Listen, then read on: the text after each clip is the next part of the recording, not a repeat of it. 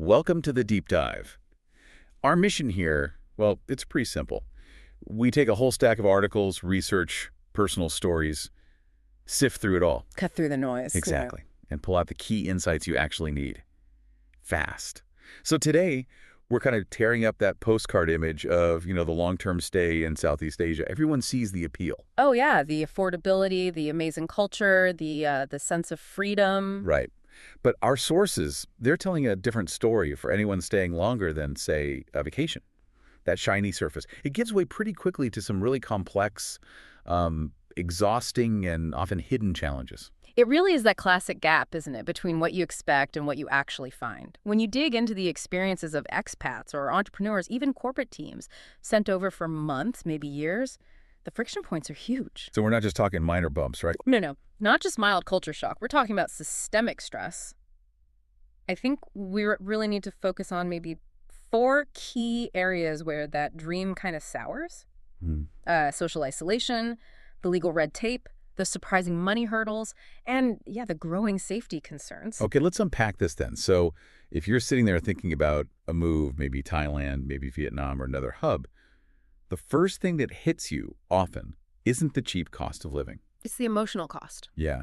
Our research really highlights this huge difference between that, like Instagram fantasy, coding on the beach, amazing street food, That whole vibe. and the actual day-to-day emotional reality. Exactly. And when you look at the accounts, people aren't just saying, oh, I miss home. They're reporting deep loneliness, real anxiety, and this persistent feeling of, of never quite belonging. And what's interesting here, maybe different from moving to, say, London or New York, is the sheer speed of turnover in the expat community itself. So it's less about your own ability to make friends and more about the structure of the community. Like, people are always leaving. Precisely. The communities are just inherently transient. If you're a digital nomad on a 3-month visa, or even a professional in a nice service apartment for a year-long contract, chances are the people you meet, they're also planning their exit. Okay. So you might have loads of friendly chats, surface-level stuff, especially in the popular spots. But forming those really deep, reliable bonds, the kind that get you through a tough time. The support network. Yeah.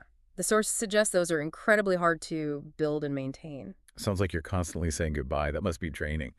Okay, so if the emotional drain comes from people leaving, let's talk about the system that kind of forces that transience, the visa maze.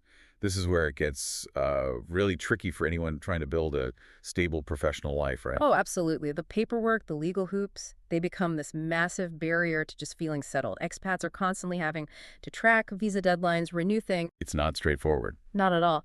The requirements vary hugely across the region. You end up needing frequent visa runs, literally leaving the country and coming back, border hops, endless forms. It just becomes a regular, unavoidable part of your routine. And the cost isn't just the fees or the travel, is it? It's the mental energy, that uncertainty. Totally. That constant nagging uncertainty about your legal status, it's mentally exhausting. The research is pretty clear. Very few countries in SEA offer straightforward paths to permanent residency for foreigners, unless you're married to a local or investing huge amounts of money. So you always feel temporary. You're perpetually reminded you're a guest, and that your welcome could technically and quite abruptly, it fundamentally changes how you think about the future, Even signing a 1-year lease can feel like a big commitment. And that precarious feeling must feed right into the integration challenges you mentioned earlier. You always feel like a guest. It's hard to feel like a resident, exactly. And while the region is known for being incredibly welcoming on the surface, Which it often is. Absolutely. But true cultural immersion, it stays out of reach for a lot of people. Why is that primarily? Language. Language barriers are a big part of it, definitely. But it's also tied back to that legal status. Expats often end up sticking together in those expat bubbles or service departments, partly for ease, partly for shared experience. But that separation, it can have a real financial downside too. The cost of being perceived as just a wealthy outsider. Exactly. If you're clearly marked as a tourist or someone who doesn't know the local ropes, maybe seems like they have deep pockets, you can become a target. For scams. Or just overcharging. Both. The accounts we looked at are full of examples being overcharged for services, falling for targeted scams, sometimes outright price gouging. And not just on the street, sometimes from providers you'd expect to be more professional. It happens when you're not seen as truly local. Okay, let's pivot a bit. Let's talk about the entrepreneurs, the business folks, the corporate teams, the people drawn to CA for potentially lower costs and, growth opportunities.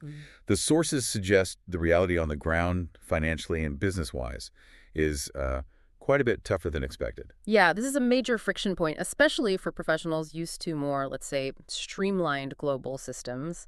Imagine a corporate team moving into a serviced office all set to launch. Ready to hit the ground running. Right. But then they slam into local regulations, really cumbersome processes. Just legally setting up or expanding a business can get incredibly complicated. What kind of hurdles are we talking about specifically? Is it just red tape or something more like suspicion towards foreign businesses? It can be both. You definitely see skepticism sometimes, maybe reluctance from local authorities towards foreign-owned ventures. That can mean meeting local partners, facing unexpected delays. But honestly, the banking side might be even more challenging for many. Outside of the big financial centers like Singapore, the banking infrastructure in many otherwise popular cities is often described as, well, less developed. Less developed. What does that mean in practice for someone listening who might be managing a remote team or trying to handle cross-border finances? It means friction. Lots of it. For an entrepreneur, just opening a basic business bank account without a local partner, that can sometimes take months, even a year. Wow. And for personal finances, you might face tight limits on international transfers, really high fees, needing cash way more often than you'd expect, and sometimes, frankly, less secure online banking systems for managing serious money. So not ideal if you're managing investments or company cash flow across borders. Not at all. That inconsistency in banking services is a major daily headache. It completely undermines that low-cost advantage everyone talks about. It sounds like the real cost isn't just the rent or salaries. It's the operational drag, the friction, like you said. Okay, let's move to the final area, which feels heavier. The rising safety concerns and the geopolitical climate. Yeah, this is maybe the element that's changing fastest right now. There's a definite growing sense of unease. We're seeing more governments actually issuing warnings or cautions to their citizens living in certain parts of Asia. And this isn't just about, petty theft. No, it's becoming more about shifting state behavior, regional tensions bubbling up. It's a different kind of risk assessment. There was that specific detail in the sources that really stood out.